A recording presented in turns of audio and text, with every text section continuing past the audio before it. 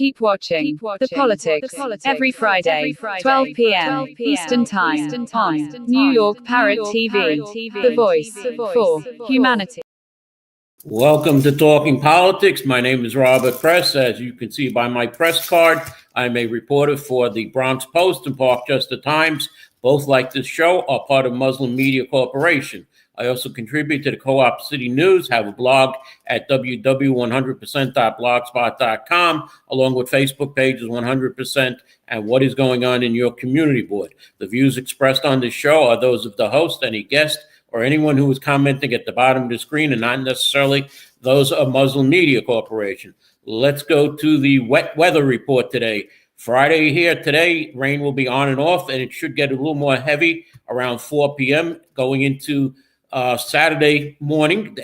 Today, the high will be about in the low 40s. Saturday, the rain will end in the morning with a high of about 50. Sunday, it should get up to about 53. Monday, about 55. And the next significant rain will probably be coming on Thursday. The city is still in a drought. It will take 5 more rains like this, experts say, to refill the reservoir system, which is below 60% full. Normal capacity at this time of the year is 82% capacity. Now, on to my guest today, the founder of the Allerton Avenue Merchants Association and former candidate for the 80th Assembly seat, Mr. Gene DeFrancis. Well, can you please bring on Gene? Welcome, Gene. Before we get into politics, how is the Allerton Avenue Merchant Strip? I see that some new stores have opened. And how was your recent International Food Festival? Gene. Can we bring on my guest, Mr. Producer? Hey, Bob. How are you? Okay. How you doing, Gene? I'm good. So Allerton is doing good. A lot of ups and downs. We got some issues like the rest of the city that we're dealing with. And the food festival went great. A lot of people came together, and we got great weather. A little windy, but it was good. And we're all set for next year. Okay, let's get into politics now. All right. I mentioned World War III in the promo because on February 24th, Russia launched a full-scale invasion of Ukraine. That was 1,000 days ago. On November 19th, Ukraine attacked Russia with some American missiles, about 6 of them, and Russia sent back 2 missiles with a warning from Putin that he will use nuclear weapons. What do you think will happen when President Trump takes over here in the Ukraine and in the Middle East? I think it's going to go back to what it was in 2016, 2020, pre-COVID. He's a business guy, and he knows how to negotiate. He knows how to talk to these other leaders that right now are eating our lunch.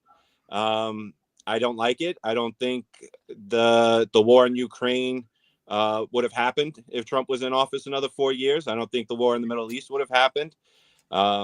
I think a lot of these corporations that are making a lot of money kind of instigated this a little bit. And as a veteran, this is personal for me because, our young men and women are willing to do whatever the government asks of them to protect our people. And this administration has made it a lot dangerous. Everything that they said Trump was going to do, they seem to be fast track. And Korea is getting involved now, and China is standing by watching what we're doing and how we're going to react before they go into Taiwan. It's a mess, but it may even happen before January 20th that some of this gets resolved because it's about results, and it's about protecting the people and saving some lives ultimately. Okay, President Trump's legal team told the judge in his hush money trial that they want it thrown out now that he's the president. However, Manhattan District Attorney Alvin Bragg has proposed a 4-year freeze on the case against President Trump, delaying sentencing until after his second term. Any comments on what DA Bragg has said, and do you think the case should be dropped? The case never should have been brought up. The Democrats were easy to forgive Iran and give them the money that was frozen.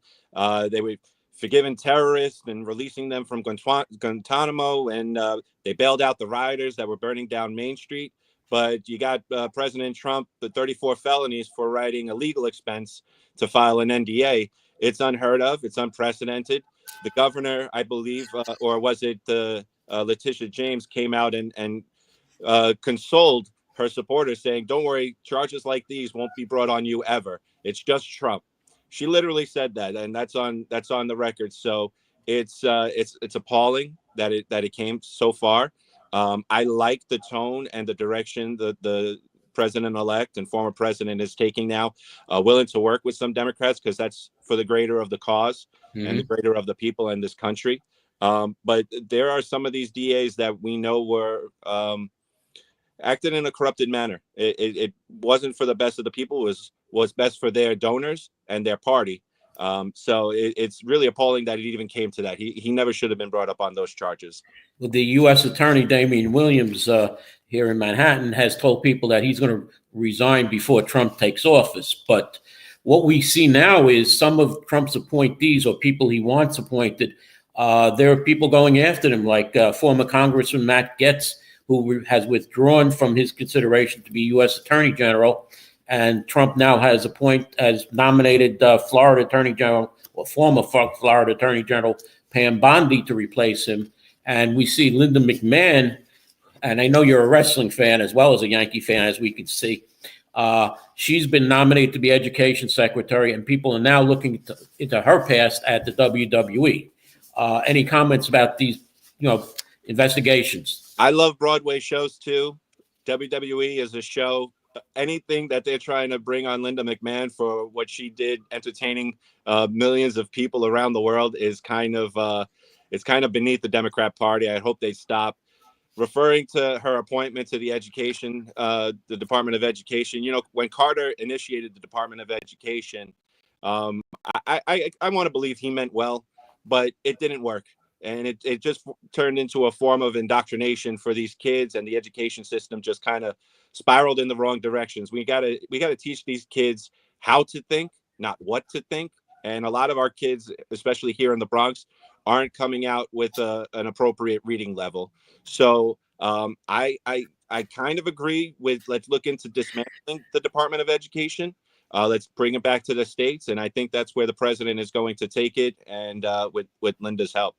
Yeah, because I was a parent leader many years ago, and it seems that there's been very little progress. None. It's going in the wrong direction. I felt it when I was in the school. I had several teachers that were truthful to us in high school and told us their frustrations. I'll never forget. I won't name them, but I'll never forget those conversations. And we didn't understand when we were in it because we didn't know what school was like in the 70s and 60s and 50s. And then that's part of making America great, making sure that the kids know how to fact check on their own without the government telling them what's a fact and what's not, how to read. Before I get into local politics, I just want to say that House Speaker Mike Johnson said that single-sex bathroom facilities in the U.S. Capitol and House Office Building would be available only to those of the biological sex, backing a move from a far-right member to target the first openly transgender person in Congress. Do you believe that they should have unisex bathrooms in Congress or in the Senate? If it's a one-unit stall, it doesn't matter. So I'll support all gender bathroom for one person going in. That's popular here in New York. I don't really get into the wedge issues like the bathrooms. I think there's more important fish to fry, but it's case by case, and it really, to me, it comes down to the establishment. So I think for like a Capitol building, you should have multiple units where you can relieve yourself. In the Bronx, I know we don't have. Let's talk about Allerton. We need more restrooms in Allerton, public restrooms where people can feel comfortable. We have a large diabetes issue, so I don't really want to hinder anybody going to the bathroom where they're uncomfortable going to the bathroom, and that goes both ways. People need to just be adults, talk about it. I don't want grown men pretending that they're women to use the situation for real transgender men and women, because it's a horrible thing to have to worry about and discuss. There are actual transgender women who feel they are women who did the surgery, and they're not interested in violating children. But then there are predators that want to use this new law. And that's what we really got to protect and have a rational conversation about, because there are predators that will take advantage of this law. And it's not fair to the LGBT community to get stuck in the middle of this argument.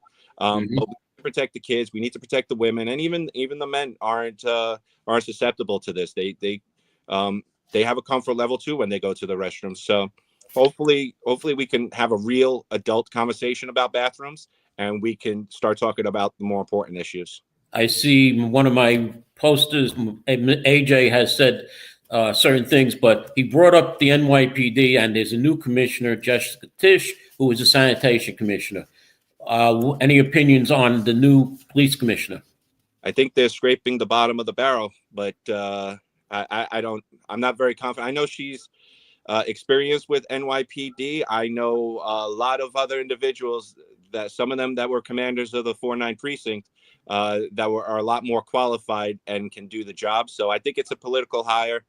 I'm going to do a little bit of a wait and see, because I don't know if it could get any worse with the response. We have some real issues that NYPD need to focus on, and they're not really focusing on those issues. I have vendors outside the street selling marijuana openly, and we call and they say that there's other priorities, and they're letting some of these gangs set up illegally in the community, where you have a man who spent literally $250,000 to set up a legal smoke shop, and they're setting up right in front of his face and kind of mocking him. It's an NYPD and the city, they look the other way, but now DSNY is targeting the fruit vendors that are offering affordable fruit. So there has to be balance. Hopefully, again, the adults can get back into the room, and we don't do the political hires.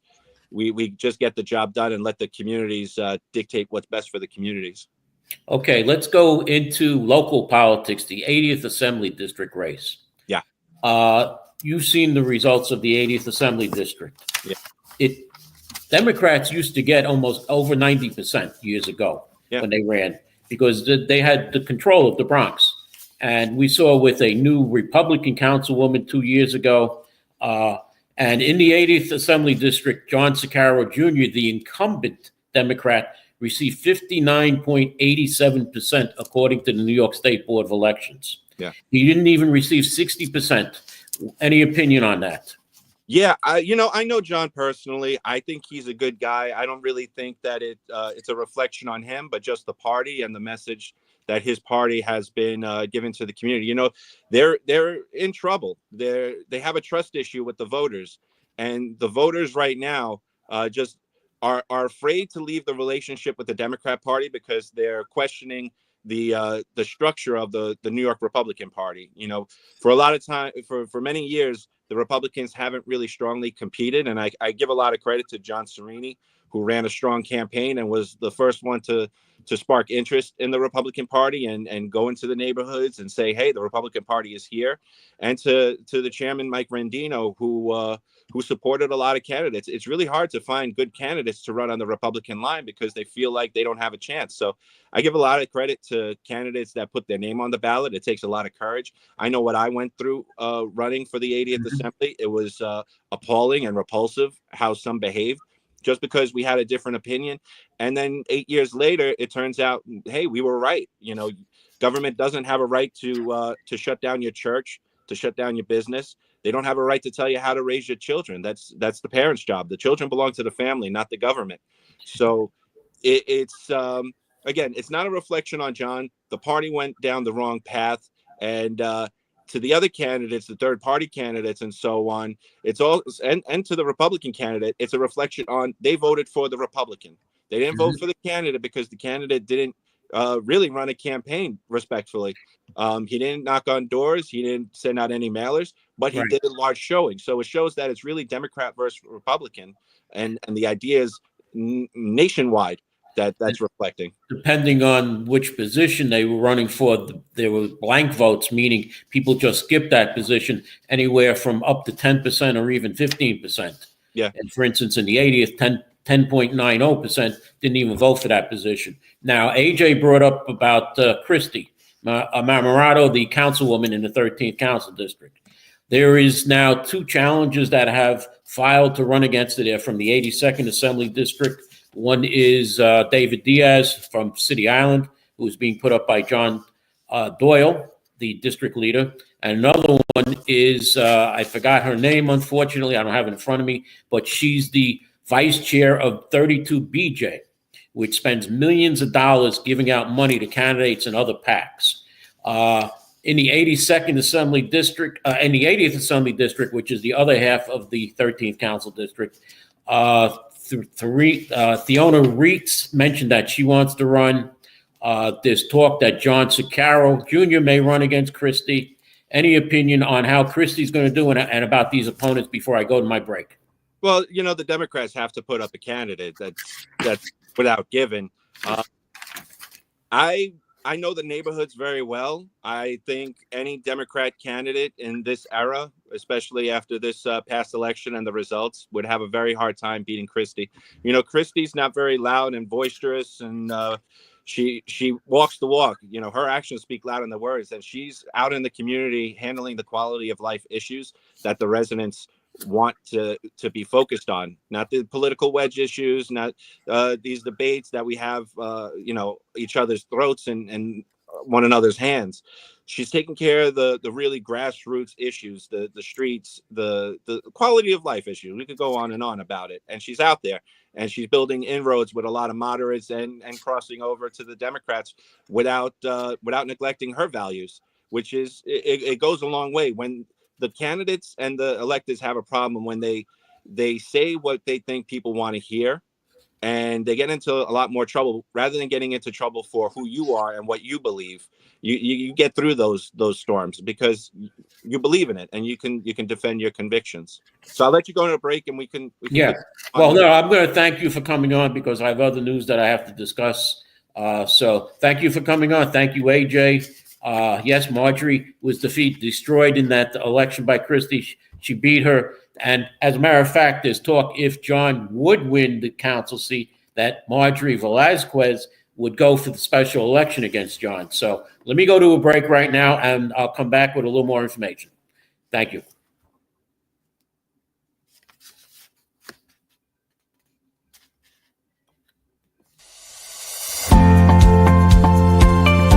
Ladies and gentlemen, welcome to the official launch of the Bronx Post, your premier source for news and information in the Bronx.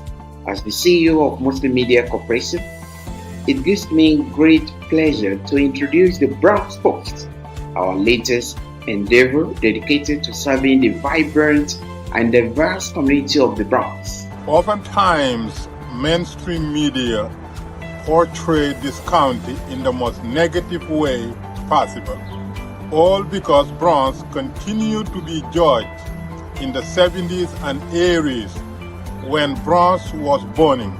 Today, as we enter the Small Business Month of 2024, Muslim Media Corporation is proud to announce the formation and the creation and establishment of a new newspaper that will cover the entire Bronx, continue to highlight the new Bronx, the new realities and the new developments and the new attributes of the Bronx.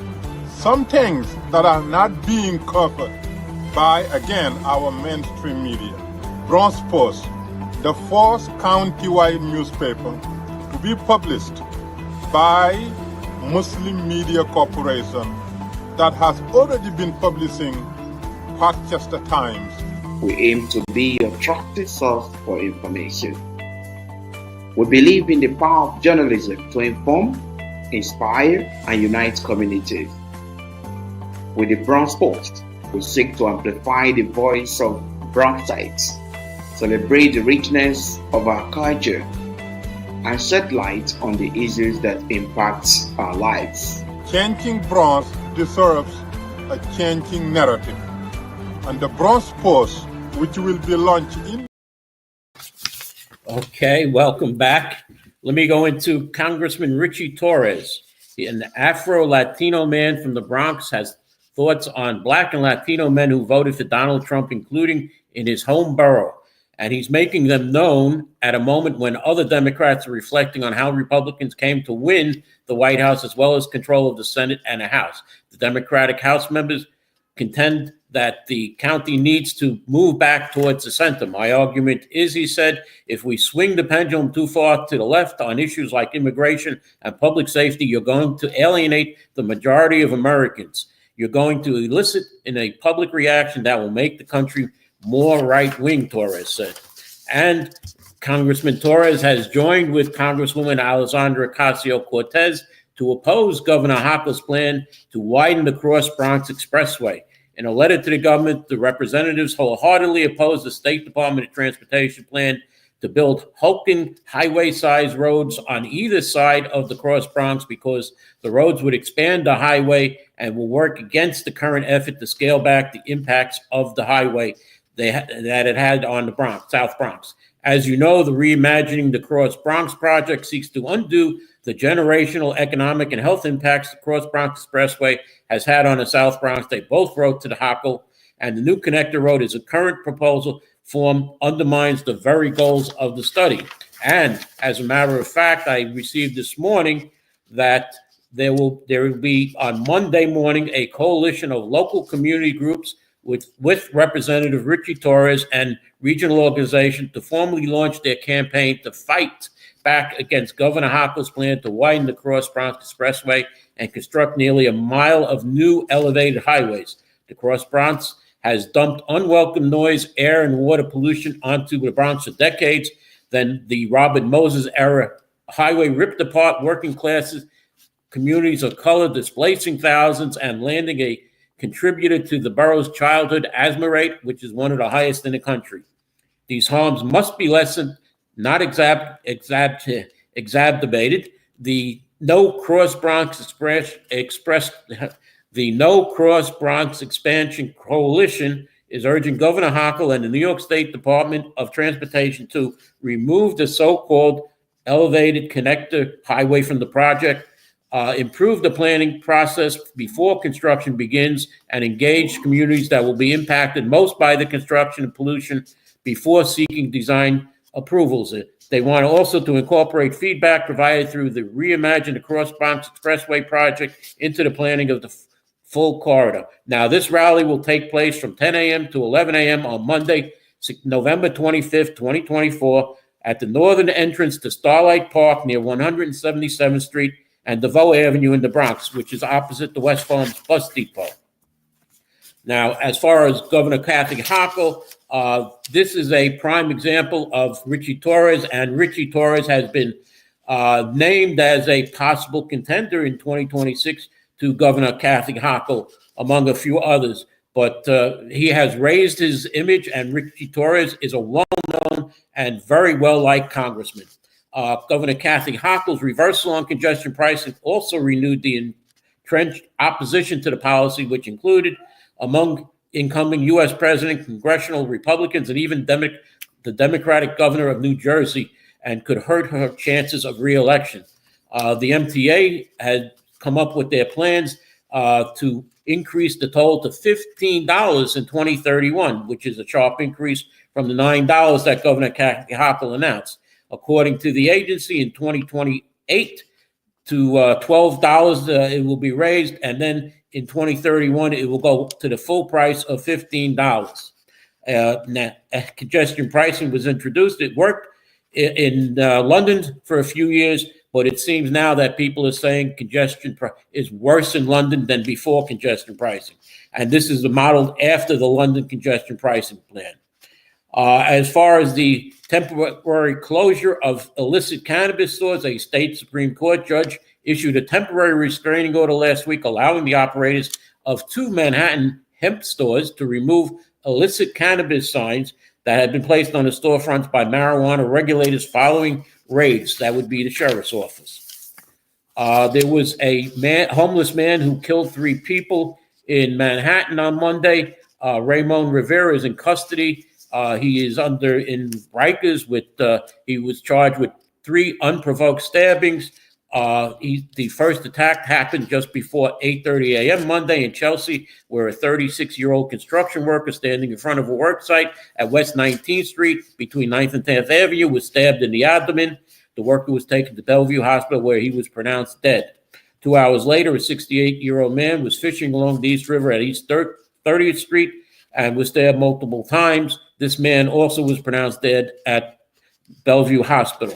30 minutes later, a 36-year-old woman was stabbed several times at East 42nd Street and First Avenue in Midtown. The woman is listed in critical condition at a hospital nearby. The police took the suspect into custody at 46th Street and First Avenue. The suspect's clothes were covered in blood. Police recovered 2 bloody kitchen knives at the scene, according to Chief Kenny of the New York City Police Department. And Mayor Adams wants to know why this man, who has a history of mental illness, was back on the street. As for our police department, the New York City Police Department has a new commissioner. New York City Mayor Eric Adams Wednesday announced the appointment of Jessica Tisch as commissioner of the New York City Police Department, effective Monday, November 25th. Tisch will be the second female to serve as commissioner of the NYPD in its 179-year-old history. The first female was Keechan Shul, who was also appointed by Mayor Adams. Commissioner Tisch is a 12-year veteran of the NYPD and the current commissioner of the New York City Department of Sanitation. She will take the helm of the nation's largest police department as overall crime continues to drop across the 5 boroughs for the 10th straight month. As of October 2024, as DSNY commissioner, she led the successful execution of the Adams administration trash revolution, which containerized 70% of the 44 million pounds of trash the New Yorkers set out at the curb each day.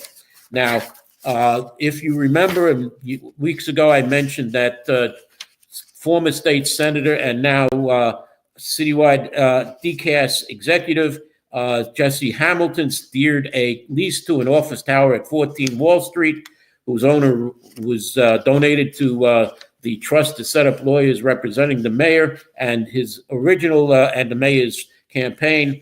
It appears now that the Department of Investigation is investigating this deal and other deals by former Senator Hamilton and what's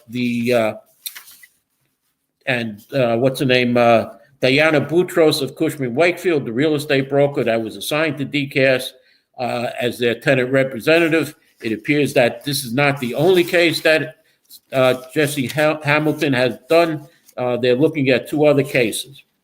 Now, let's go into look at the unemployment figures comparing October 2024 to October 2023, released by the State Department of Labor. In the United States, in 2023, the unemployment rate was 3.6%. In October 2024, it was 3.9%, an increase of 0.3%. In New York State, the unemployment rate in October of 2023 was 4.4%. It is now in October 2024, 4.1%, or a decrease of 0.3%. As far as New York City, the unemployment rate last year in October of 2023 was 5.4%. This year in October 2024, it is 5.3%, or a drop of 0.1%. The Bronx last year was 6.9% in October. It continues to be 6.9%, the highest unemployment borough in the state. And there was no change in the unemployment rate. Brooklyn, the second highest borough in the state, had an unemployment rate of 5.8% in October 2023. In in October 2024, Brooklyn's unemployment rate was 5.7%, or a change of, it went down 0.1%. In Queens, the rate stayed at 4.7% in both last year and this year of October for no change. Manhattan was 4.9% in October of 2023. In 24, it was 4.8%, a drop of 0.1%. And Staten Island was 4.9% also, and it became 4.8% in October 2024 for a change of 0.1%. The rest of the state averages like about 3% unemployment. It is New York City and the 5 boroughs that brings up the state unemployment levels. 3 items left here before I leave. I sign off. The feds have raided a Queens hotel that is being used by Mayor the mayor's Office of Criminal Justice, and whose owner has been tied to top Adams administration officials, was raided last week as part of a federal investigation, according to the Daily News. The Mayflower Hotel in Long Island City is owned by Wilhelm Hu, who has ties to former top Adams official Winnie Greco. New York City restaurants must remove their outdoor dining structures from the street by the end of next week, with the rules of the city's permanent fresco dining program. The life and legacy of Shirley Chisholm, the groundbreaking politician who made history in 1968 as the first Black woman to be elected to Congress, will now officially be celebrated every year on November 30th in her native New York City. Finally, Controller Landers given a report on NYCHA. He says nearly half of the sample purchase orders lack evidence that the work was performed for apartment repairs under $50,000.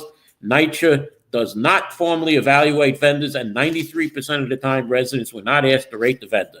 In a new audit, New York City Controller Brad Lander found that New York City Housing Authority is sorely lacking mechanism for oversight and monitoring of contractors who perform repairs in its buildings. In 2022 and 2023, NYCHA spent $135.6 million on apartment costs in repairs in its building.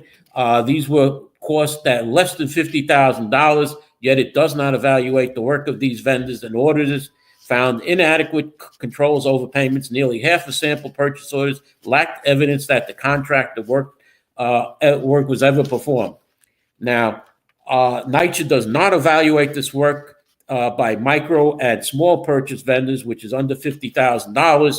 Low resident satisfaction on small and micro purchase work is recommended by the controller, and more oversight is needed on these large scale on these vendors. Now, Controller Lander says NYCHA has no means to formally collect residents' feedback on work performed by contractors. Now, I just have one question for Controller Lander before I sign off.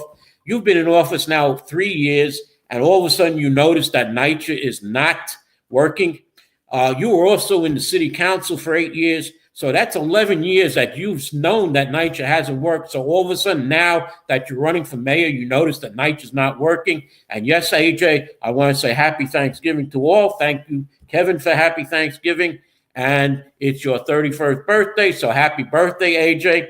And I will sign off with that and say, everybody, happy Thanksgiving. John Sicaro Jr. in the 80th Assembly District is giving away turkeys at 4 p.m. in front of his office on Williamsbridge Road. I believe it is 2052 Williamsbridge Road.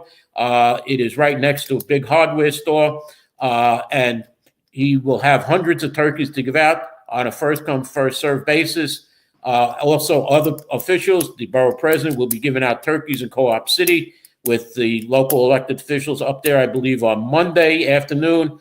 So everybody's giving out turkeys now.